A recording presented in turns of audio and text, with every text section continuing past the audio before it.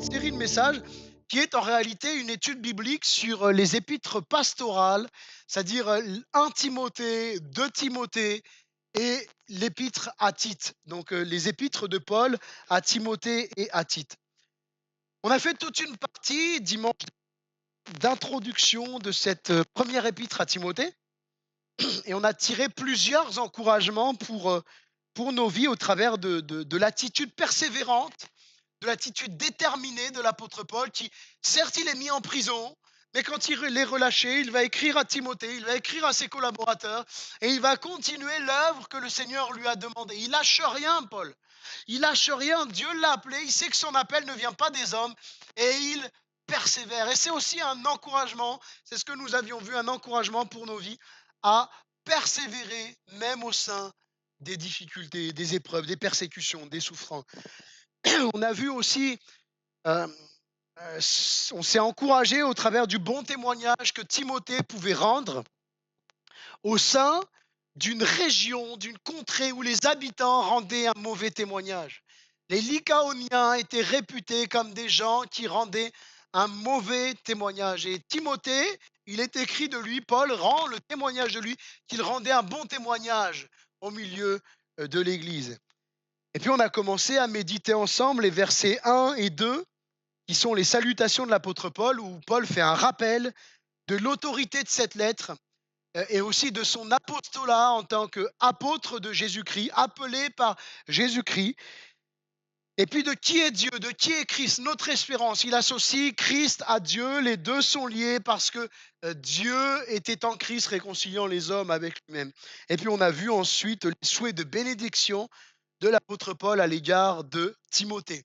Et on va maintenant ouvrir la parole et on va lire des versets 3 à 20. On va lire la fin de ce premier chapitre et on va clore ensemble pour ce matin le chapitre premier de la première épître à Timothée. Donc 1 Timothée, chapitre premier à partir du verset 3. Et le titre du message de ce matin, c'est la grâce libératrice, alléluia, la grâce libératrice et la grâce correctrice. Parce que la grâce nous libère, elle nous libère du péché, elle nous libère du pouvoir de Satan, mais la grâce aussi nous corrige, elle nous éduque, elle nous rend meilleurs pour la gloire de Dieu, elle nous change à l'image de Christ.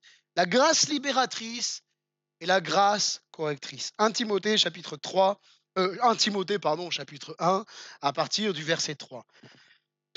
Je te rappelle l'exhortation que je t'adressais à mon départ pour la Macédoine, lorsque je t'engageais à rester à Éphèse afin de recommander à certaines personnes de ne pas enseigner d'autres doctrines et de ne pas s'attacher à des fables et à des généalogies sans fin qui produisent des discussions plutôt qu'elles n'avancent l'œuvre de Dieu dans la foi. Le but de cette recommandation, c'est un amour venant d'un cœur pur, d'une bonne conscience et d'une foi sincère. Quelques-uns, s'étant détournés de ces choses, se sont égarés dans de vains discours. Ils veulent être docteurs de la loi, ils ne comprennent ni ce qu'ils disent, ni ce qu'ils affirment. Nous n'ignorons pas que la loi est bonne pourvu qu'on en fasse un usage légitime. Nous savons bien que la loi n'est pas faite pour le juste, mais pour les méchants et les rebelles, les impies et les pécheurs, les irréligieux, les profanes, les parricides, les meurtriers, les débauchés, les homosexuels, les voleurs d'hommes, les menteurs, les parjures, et tout ce qui est contraire à la saine doctrine. Conformément à l'évangile de la gloire du Dieu bienheureux, évangile qui m'a été confié. Je rends grâce à celui qui m'a fortifié, à Jésus-Christ notre Seigneur, de ce qu'il m'a jugé fidèle en m'établissant dans le ministère. Moi qui étais auparavant un blasphémateur, un persécuteur, un homme violent, mais j'ai obtenu miséricorde parce que j'agissais par ignorance dans l'incrédulité. Et la grâce de notre Seigneur a surabondé avec la foi et l'amour qui est en Jésus-Christ. C'est une parole certaine et entièrement digne d'être reçue que Jésus-Christ est venu dans le monde pour sauver les pécheurs, dont je suis le premier. Mais j'ai obtenu miséricorde afin que Jésus-Christ fasse voir en moi le premier de toute sa longanimité pour que je serve d'exemple à ceux qui croiraient en lui pour la vie éternelle. au roi des siècles, immortel, invisible, seul Dieu, soit honneur et gloire au siècle des siècles. Amen. La recommandation que je t'adresse, Timothée, mon enfant, selon les prophéties qui ont été faites précédemment à ton sujet, c'est que d'après elles, tu combattes le bon combat, en gardant la foi et une bonne conscience. Cette conscience, quelques-uns l'ont perdue, et ils ont fait naufrage par rapport à la foi. De ce nombre sont Hyménée et Alexandre que j'ai livrés à Satan, afin qu'ils apprennent à ne pas blasphémer. Voilà, la lecture était un peu longue, je vous l'accorde, mais c'était important de faire cette lecture pour ensemble remettre complètement le sujet de la méditation de ce matin dans son contexte d'écriture. Premièrement, on va voir la grâce correctrice. La grâce correctrice. En fait, l'apôtre Paul écrit pour corriger les doctrines d'erreur qui se trouvent à Éphèse. Des versets 3 à 11, il va commencer à faire l'étalage de toutes les fausses doctrines qui se propagent au sein de l'Église. Avant de quitter Éphèse, Paul a dû gérer certaines situations délicates, notamment en procédant à l'exclusion de l'Église, et on va le voir un peu plus tard, d'Hyménée et Alexandre. On verra ensemble au verset 20 quand on ira un peu plus loin. Puis il demande à son collaborateur Timothée, pasteur, il va lui dire, mais voilà, tu restes là et tu continues. Parce que Paul savait très bien que s'il mettait des procédures d'exclusion, qu'il mettait de la discipline dans l'Église et qu'il partait, les gens allaient revenir et allaient encore faire plus de dégâts qu'au début. Donc l'apôtre Paul va dire à Timothée, tu restes là et tu continues le travail que j'ai fait. Il dit, je t'engage, il dit pas, bon, ça serait bien qu'éventuellement. Non, il dit en tant qu'apôtre, il dit à son collaborateur, à l'apôtre, au pasteur Timothée, qu'il a formé dans le ministère, il dit, tu vas rester là, et puis tu vas continuer le travail que j'ai fait. Voici un peu ce que tu dois faire. Voici comment tu dois continuer à conduire les choses. Il engage Timothée à rester et à continuer à persévérer pour empêcher les fausses doctrines de proliférer, de réfuter ceux qui enseignaient les hérésies. Et je crois que plus que jamais, au siècle de la bien-pensance,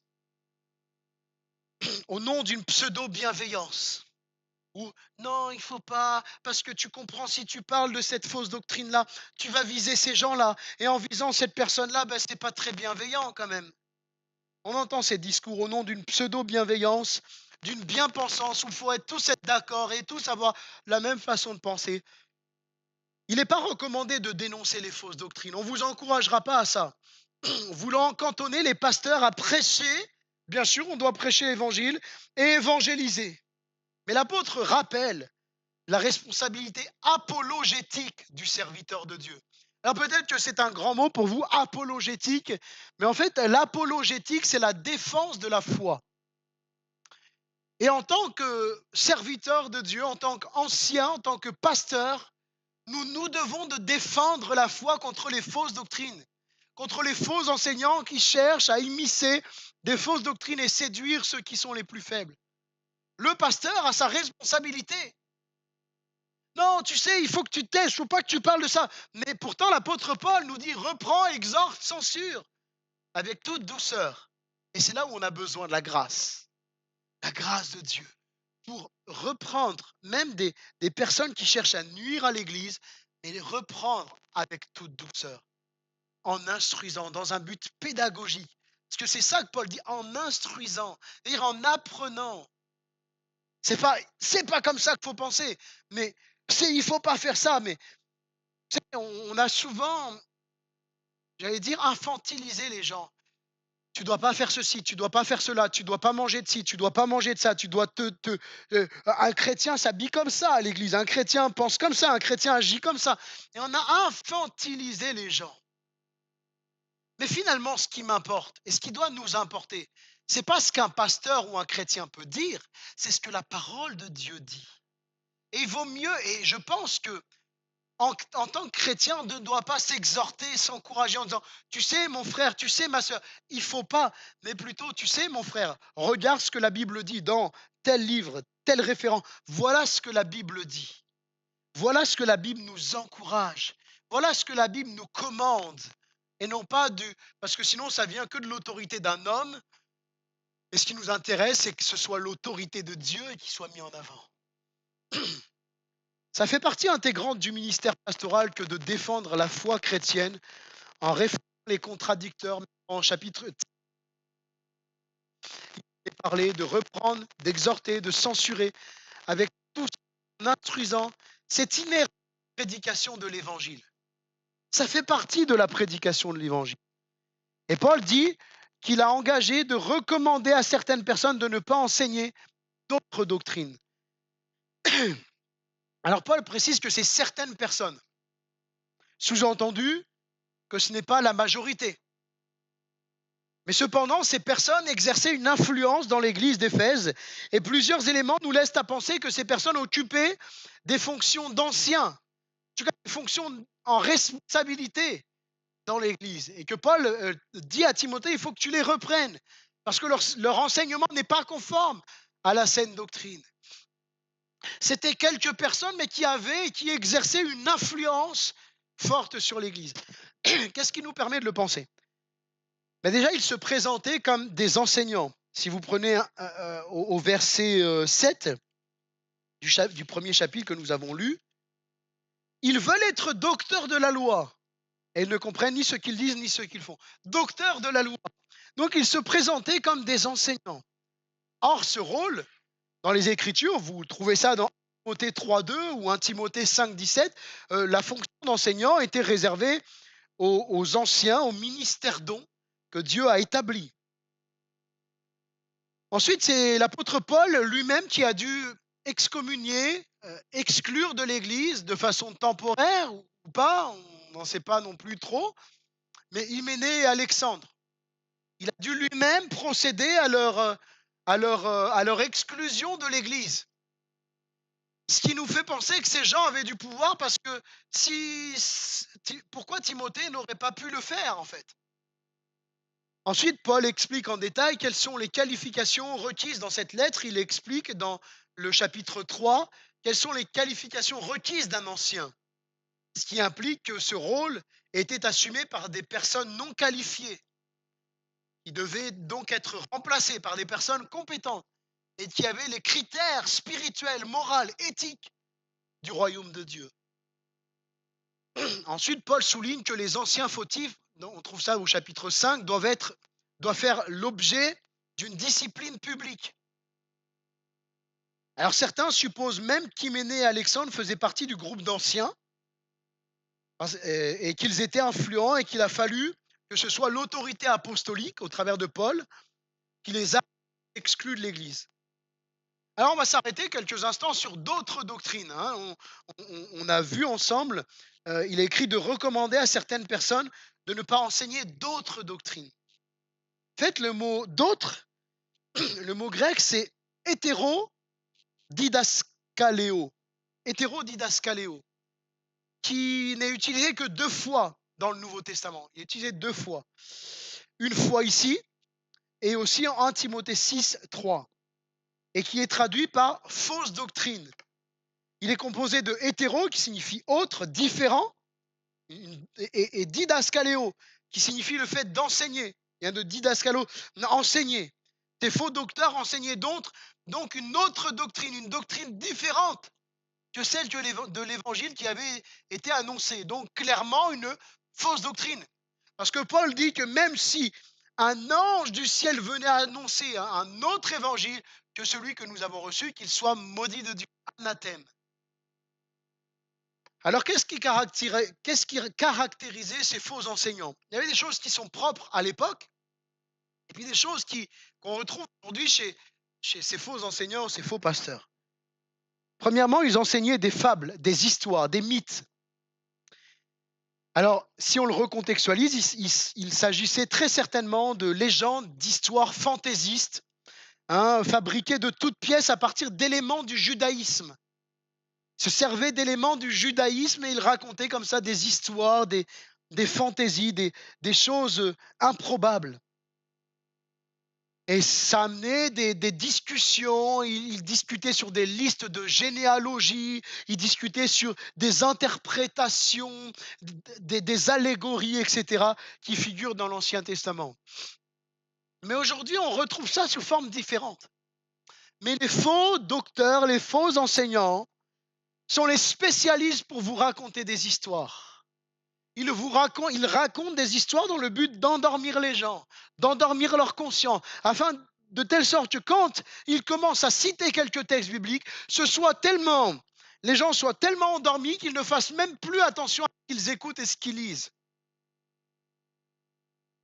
Et vous avez des personnes qui finalement écoutent ces faux enseignants et la seule chose qu'ils vont dire quand vous allez dire mais attends, t'entends ce qu'il dit là?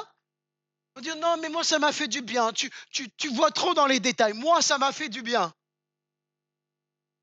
Et on laisse passer la fausse doctrine sous prétexte que ça m'a fait du bien. Parce que les gens, ces faux enseignants ont l'art de savoir parler, d'amasser les foules et de faire rallier les gens à leur cause par leur discours. Mais c'est pas ça m'a fait du bien qui doit importer. C'est pas ça, la fille. C'est pas ça qui doit m'importer. Ce qui doit m'importer, c'est que le message de l'évangile, la doctrine soit annoncée. N'est-ce pas? Et ça, on le retrouve de plus en plus et je vous assure que on nous fait avaler bien des couleuvres. On nous fait avaler bien des couleuvres. Mais quand vous vérifiez, quand vous prenez le temps de commencer à examiner les Écritures, aujourd'hui, vous avez plein d'éléments, vous avez plein de choses qui sont en votre possession, en notre possession, pour examiner les Écritures. Vous avez une application sur téléphone qui est très très bien, qui s'appelle, je ne fais pas de la pub, c'est une application gratuite et je ne suis pas sponsorisé pour cette application qui s'appelle Bible Strong. Ça fait un rond bleu avec un rond blanc par-dessus. Cette Bible-là, vous cliquez quelques instants sur le mot apparaît en grec, avec tout, ou en hébreu en fonction de l'Ancien ou du Nouveau Testament, avec tous les passages où il fait référence.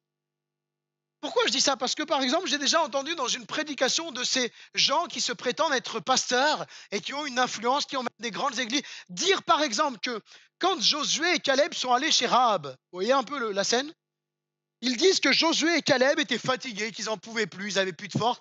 Et ils ont en fait que le mot traduit par passer la nuit signifie qu'ils ont eu un rapport intime avec cette prostituée.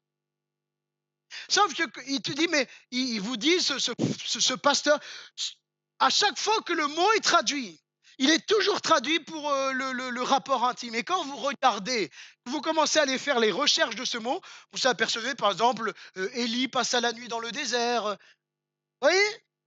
Mais quand on vérifie pas, on dit waouh, il nous amène quelque chose. Mais on n'avait jamais vu le texte comme ça et on est comme émerveillé. Si vous êtes émerveillé, vérifiez quand même si votre émerveillement est biblique ou pas. On peut faire des découvertes dans les Écritures.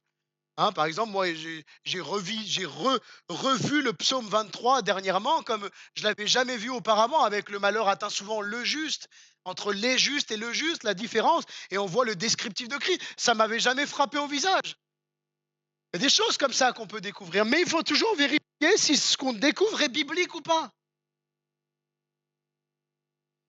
D'autres doctrines.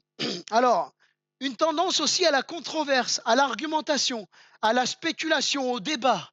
C'était un peu leur spécialité, c'était professionnel du débat. Ils étaient aussi spécialisés dans la tromperie, tromper les gens. Ils faisaient double figure, de l'hypocrisie, un visage devant, un visage derrière. L'immoralité aussi, un désir des gains matériels grâce à leur enseignement. Comme le dit l'Ecclésiaste, il n'y a rien de nouveau sous le soleil. Ce qui s'est fait, c'est ce qui se fera. Aujourd'hui, vous avez cette théologie de la prospérité qui vous dit si tu donnes pour le pasteur, si tu donnes pour l'église, si tu donnes, tu donnes, et Dieu va te rendre au centuple. La seule chose, c'est que les pasteurs s'enrichissent et les chrétiens s'appauvrissent. C'est leur prospérité à eux, ça. L'appât du gain. Mais c'est pas nouveau. Paul déjà parlait que ces gens-là prêchaient l'évangile pour amasser du gain pour eux. En plus, ils recommandaient un strict ascétisme. Ils amenaient, du moins à Éphèse, à interdire le mariage, la consommation de viande, etc. Et on retrouve ça aussi dans plusieurs fausses religions. Il faut s'abstenir, il faut ceci, s'abstenir de manger telle viande, de se faire ceci, de faire cela. Il ne faut pas se marier, il faut vivre. Voilà, et vous trouvez ça notamment dans 1 Timothée chapitre 4, à partir du verset 1er. Ils enseignaient que la résurrection avait déjà eu lieu. Et en annonçant que la résurrection avait déjà eu lieu, et on va le voir après, c'est comme s'ils annonçaient que Christ n'était pas ressuscité. Et vous allez le voir après, on va le voir ensuite après. Et ils étaient surtout, mais pas exclusivement, c'était surtout des Juifs qui se faisaient passer pour des chrétiens et qui infiltraient l'Église. L'apôtre donc rappelle à Timothée le but du commandement, c'est-à-dire de la parole de Dieu, c'est d'aimer Dieu d'un cœur pur. Alors nous, il est traduit parfois par recommandation ou commandement. D'aimer Dieu d'un cœur pur, d'une bonne conscience, d'une foi sincère. C'est finalement ça, la vie chrétienne, aimer Dieu de tout son cœur. Et c'est ce que Jésus va dire. Le premier commandement, on est obligé de faire référence quand on lit ça. Hein, dans nos traductions, c'est marqué le but du commandement, hein, dans certaines traductions. Je crois que c'est les seconds un peu plus classiques, c'est le but du commandement. Jésus dit le premier de tous les commandements, tu aimeras le Seigneur ton Dieu de tout ton cœur, de toute ton âme, de toute ta force et de toute ta pensée, et ton prochain comme toi-même. Et c'est finalement ça, Paul rappelle l'essentiel. Paul présente que le but de la loi, c'est de nous conduire à la foi, c'est de nous conduire à la repentance, c'est de nous montrer notre péché.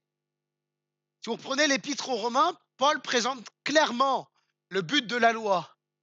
Parce que vous savez, certains ont fait ce qu'on appelle de l'antinomisme, c'est-à-dire oui, on n'est plus sous la loi, on est sous la grâce, et puis faire attention quand même, hein. Faire attention. Parce que certains, oui, mais si tu commences à prendre ça dans la loi, ben, tu dois prendre toute la loi, et on forme parfois les Écritures. Parce qu'on est sous la grâce, n'est-ce pas? Ok. Pourtant, vous ne tuez pas. Pourtant, vous n'êtes pas censé voler. Pourtant, vous n'êtes pas censé convoiter la femme de votre prochain. Mais pourtant, vous êtes sous la grâce. On est sous la grâce. La loi morale de Dieu, ce que Dieu veut, la seule différence qui nous sépare du judaïsme mosaïque, c'est qu'on ne fait plus ça dans le but d'être sauvé, mais c'est parce qu'on est sauvé qu'on applique naturellement la loi morale de Dieu dans nos cœurs. C'est plus pour être sauvé, c'est parce qu'on est sauvé qu'on fait les choses. Et c'est ça la différence. Et c'est ce que Paul rappelle, c'est que la loi, certes, vient nous révéler le péché, mais qu'on est une nouvelle créature et qu'on doit aimer Dieu de tout notre cœur. Et à partir du verset 6, il démontre que ces faux enseignants qui se réclament de la loi sont en réalité détournés de Dieu pour se tourner vers des faussetés, comme nous l'avons vu précédemment dans les caractéristiques. Alors, on va s'arrêter quelques instants. Je ne sais pas si vous êtes penché sur l'expression livré à Satan. C'est quand même fort, hein? Paul qui dit livré à Satan. Ça veut dire quoi? Est-ce que Paul travaillerait en collaboration avec le diable? Cette histoire, on ne comprend pas vraiment ce que ça veut dire. Donc j'ai fait quelques recherches pour vous, pour ne pas simplement dire les choses que de moi-même, mais faire une recherche aussi un peu plus approfondie au travers de commentaires bibliques, etc. Et plusieurs commentateurs s'accordent pour penser que cette expression désigne en réalité une exclusion de l'Église, une excommunication qui mettait ainsi un terme à leur influence et qui les privait de, quelque part, les prières de l'Église, la protection, des bénédictions que Dieu accorde à son peuple, des termes privés. Et le but que poursuivait l'apôtre était ainsi d'isoler le coupable pour ne pas que ça se propage comme la gangrène, l'isoler spirituellement parlant, de le laisser seul, aux prises quelque part. Ben voilà, il n'est plus dans les bénédictions de Dieu, mais il est un peu aux prises des tentations, bien qu'on soit tous tentés, hein, vous comprenez bien ce que je veux dire, mais il est aux prises, aux attaques du diable, et il n'a pas les prières de l'Église. Mais le but que Paul dit, c'est dans le but de châtier la chair afin de provoquer la repentance et de sauver l'âme. C'est ça le but. Et le but de la discipline, c'est toujours dans le but que la personne arrive à la repentance. Hein, comme je vous le dis souvent, lorsque vous savez quelque chose sur quelqu'un, la première chose à faire, c'est pas de venir voir le pasteur et lui dire « Pasteur, est-ce que vous êtes au courant ?» Parce que la première question que le pasteur vous posera, c'est « Est-ce que tu es allé voir la personne ?» Non. Alors ne me dis pas ce que la personne a fait. Je ne veux pas le savoir. Parce que je ne vais pas arriver comme un faux prophète en lui disant « Le Seigneur m'a révélé que tu as fait… » Non, non, non, ça ne marche pas ça. Va la voir, puis c'est biblique. Le processus biblique, c'est quoi? Si ton frère a péché, va et assassine-le. Va, prends une Bible bien dure, tu as mis des cailloux, un truc bien solide, et tu lui mets des coups sur la tête en lui martelant les versets bibliques. Non? Non, non, c'est pas ça non plus. Bon, faut que je revoie un peu ma Bible, hein. Va et reprends-le. Reprends-le. S'il t'écoute. Hey, Jésus, il commence pas par voir le négatif ou par s'il t'écoute, tu as gagné ton frère. Alléluia. Et ça doit toujours être le but. Quand on va voir un frère ou une sœur, premièrement, c'est la première étape. Lui dire, mon frère, tu sais, j'ai vu ça. Ma sœur, tu sais, je voulais vraiment t'encourager à ça. Si elle dit, t'as raison, je me suis planté. T'as raison, ce que j'ai fait, c'est pas bien. Je vais me reprendre, prie pour moi, et puis moi, je vais travailler sur moi. Il faut que je règle ce problème-là. T'as gagné ton frère, gagné ta sœur. Et s'il ne se reprend pas, appelle un ou deux frères, échange avec, hein, je paraphrase, mais s'il se repent, tu as gagné ton frère. S'il ne reprend pas, reviens avec l'Église. Mais la discipline dans l'Église, c'est les paroles de Christ, ce n'est pas mes paroles. Vous pouvez les retrouver dans les évangiles. Le but de la discipline, le but d'aller voir son frère ou sa sœur et de le reprendre, c'est de le gagner. Tu as gagné ton frère. Et tous les stades de la discipline doivent amener dans le but de gagner l'autre et aussi de préserver l'Église. Hein, que l'Église soit gagnée et préservée. Donc, du coup, mes notes, j'ai un peu trop bougé, mes notes ont bougé aussi. On trouve dans les Écritures un autre cas où la même expression est utilisée dans 1 Corinthiens 5,5, où Paul demande, il écrit donc à l'église de Corinthe, 1 Corinthiens chapitre 5, verset 5, si la projection arrive à l'afficher, il n'y a pas de souci, ça peut être bien. 1 Corinthiens 5,5, où Paul va demander que l'homme qui a eu des rapports avec la femme de son père, donc très probablement sa belle-mère, hein, très probablement, soit livré à Satan pour la destruction de la chair, afin que l'esprit soit sauvé au jour du Seigneur Jésus. Vous voyez la discipline d'église. Et en fait, c'est ce qui nous amène à penser, parce qu'à un moment, Paul va dire aussi dans la suite, à un moment, quand la personne va se repentir, et ben, il va dire, ben, accueillez-le à nouveau. C'est ce qui nous laisse à penser qu'il s'agissait d'une exclusion. Et un commentateur, le commentateur Bruce, va, dans cette même exégèse, il va préciser qu'il s'agit là d'un cas extrême de l'exercice de l'autorité apostolique. La preuve, c'est qu'on n'a que 2 cas dans tout le Nouveau Testament où il est parlé de livrer quelqu'un à Satan. Cette autorité apostolique, ministérielle, de lier et de délier, ça nous montre aussi que nous ne devons pas user d'une telle autorité à la légère. Et parfois, on a usé d'une telle autorité à la légère, un peu l'exclusion rapide.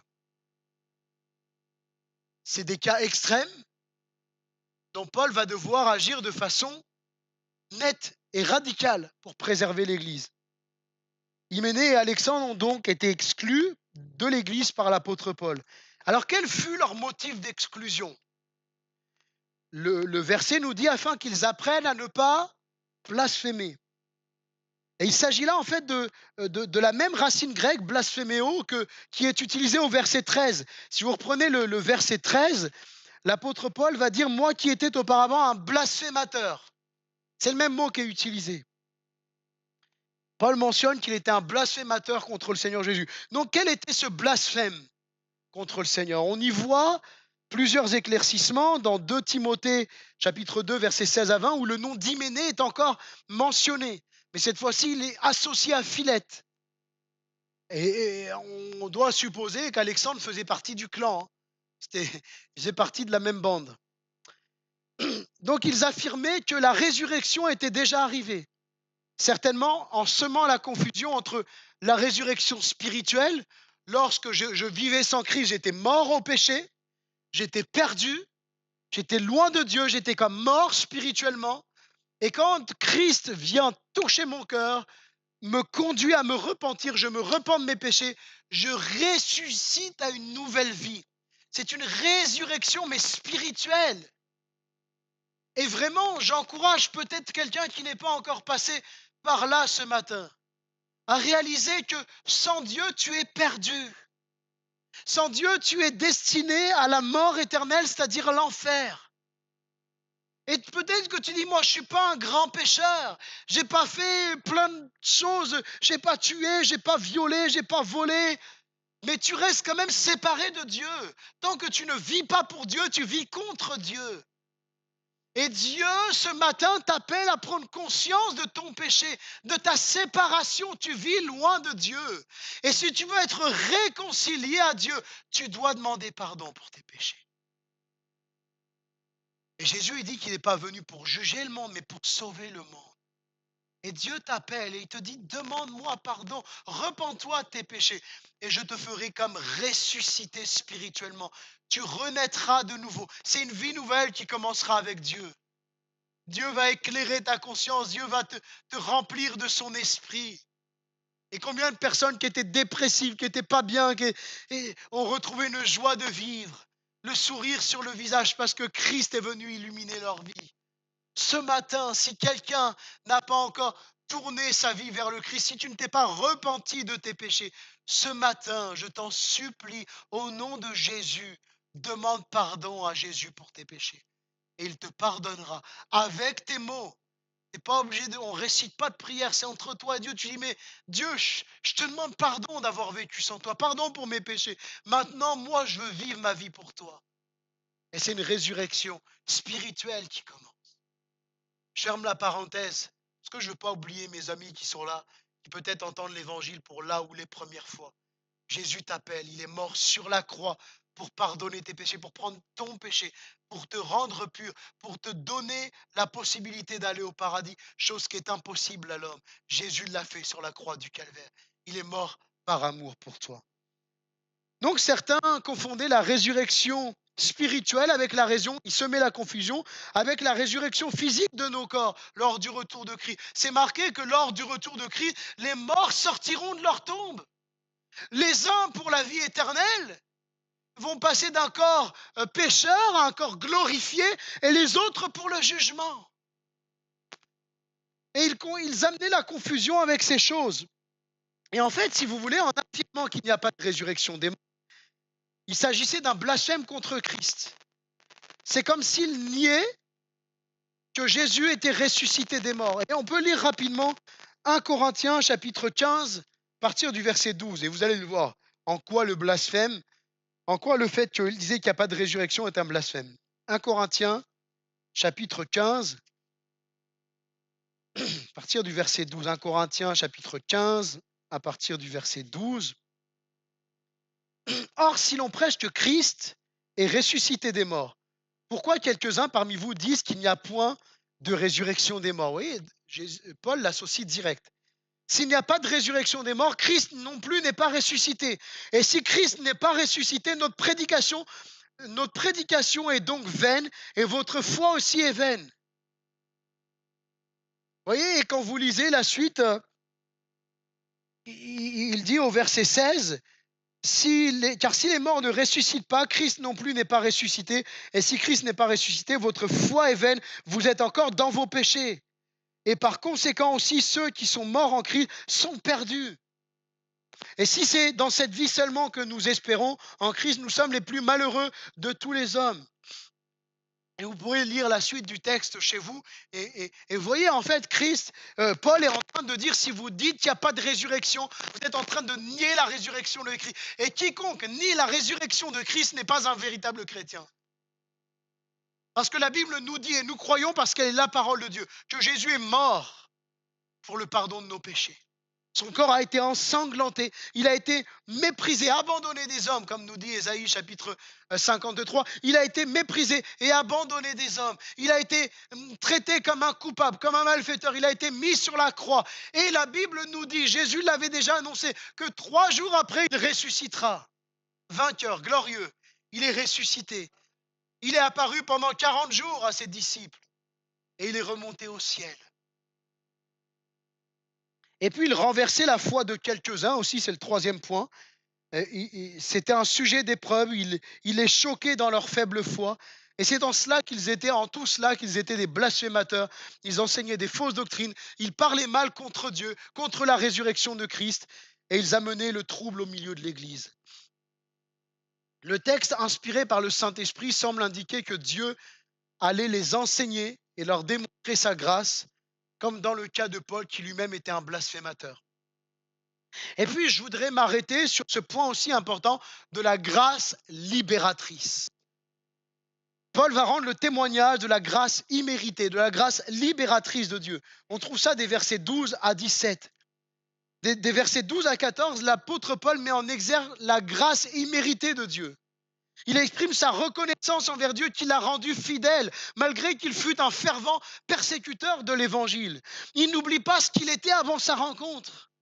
Et nous sommes aussi encouragés à ne pas oublier avant de rencontrer Christ.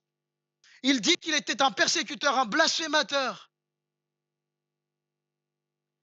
Et cela lui donne d'être encore davantage conscient de la grâce inconditionnelle et infinie de Dieu. Dieu nous a fait grâce. Il nous a libérés. Il t'a libéré, mon frère, ma sœur.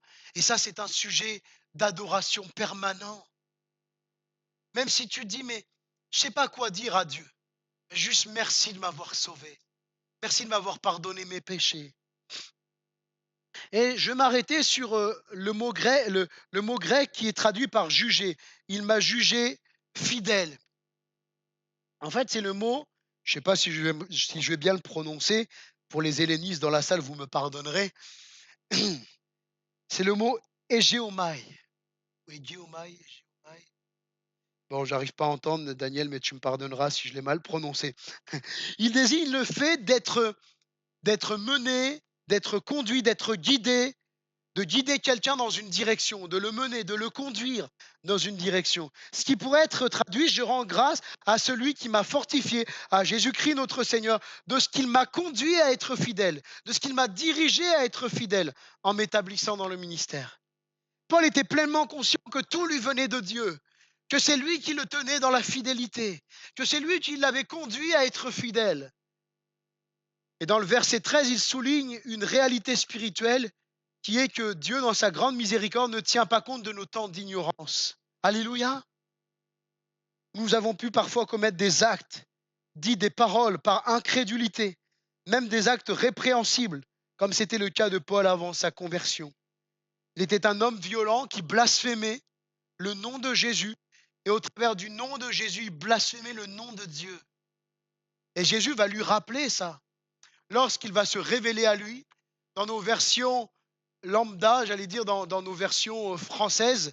Il y a la version Summer qui fait bien ressortir la différence, mais dans les versions secondes, c'est qui es-tu, Seigneur? Paul demande à Jésus quand il a la révélation sur le chemin de Damas, et il va dire je suis Jésus que tu persécutes. Mais dans la version Summer, elle fait bien ressortir la réalité du mot grec je suis moi, Jésus, que tu persécutes. En fait, c'est le fameux ego eimi qui ressort à chaque fois où Jésus va exprimer sa divinité.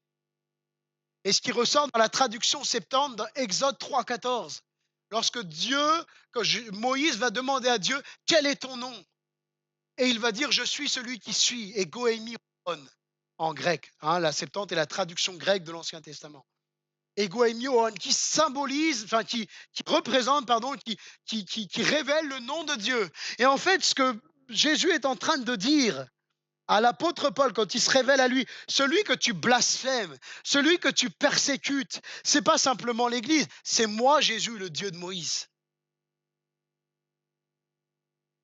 Et Paul montre que bien qu'il était un orgueilleux, un blasphémateur, Jésus lui a pardonné. La grâce et la miséricorde de Dieu qui découlent de sa patience, de son amour, qui va venir, les versets 14 à 17, Jésus-Christ qui est venu dans le monde pour sauver les pécheurs. Il nous a sauvés, il nous a pardonnés. Alléluia! Quelle grâce de se sentir pardonné, de se sentir aimé de Dieu, de se sentir libéré de nos péchés. Oui, Jésus t'a libéré, mon frère. Ta vie, ma sœur, ta vie passée, elle est derrière toi. Jésus t'en a libéré. Il ne tient pas compte des temps d'ignorance. Si quelqu'un est en Jésus-Christ, il est une nouvelle créature. Il faut que tu réalises ça. Chaque fois que le diable, chaque fois que les démons viennent t'attaquer dans tes pensées et veulent te dire mais t'as vu ce que tu es, t'as vu ce que tu es toujours cette personne-là. Eh bien, rappelle-toi, confesse-le, je suis une nouvelle créature. Celui qui est en Christ, il est une nouvelle créature. Les choses anciennes, elles sont derrière moi. Toutes choses sont devenues nouvelles. Pas quelques petites choses. toutes choses sont devenues nouvelles. Il peut y avoir des conséquences forcément dans le physique ou peut-être, j'en sais rien, si quelqu'un a tué, ben, il doit purger une peine de prison. Mais spirituellement, toute chose est devenue nouvelle. Il ne sera plus jamais le même prisonnier. Il ne sera plus jamais le... Il a été gracié par Jésus-Christ. Le pire des pécheurs peut être pardonné par Christ. Au verset 15, l'apôtre Paul dit qu'il est le premier des pécheurs. Non pas qu'il est le premier en temporalité, parce qu'Adam et Ève furent les premiers à pécher, mais plutôt en qualité, pas en temporalité, mais en qualité.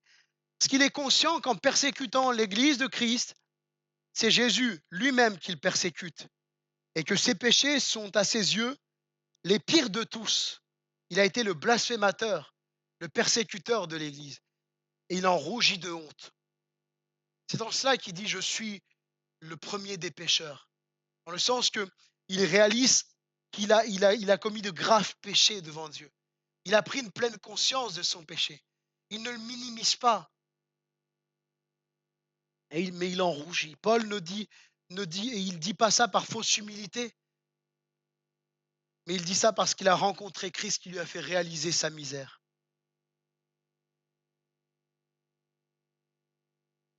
Il est conscient que son témoignage aussi va servir d'exemple pour ceux qui ne connaissent pas, qui ne croient pas en Jésus.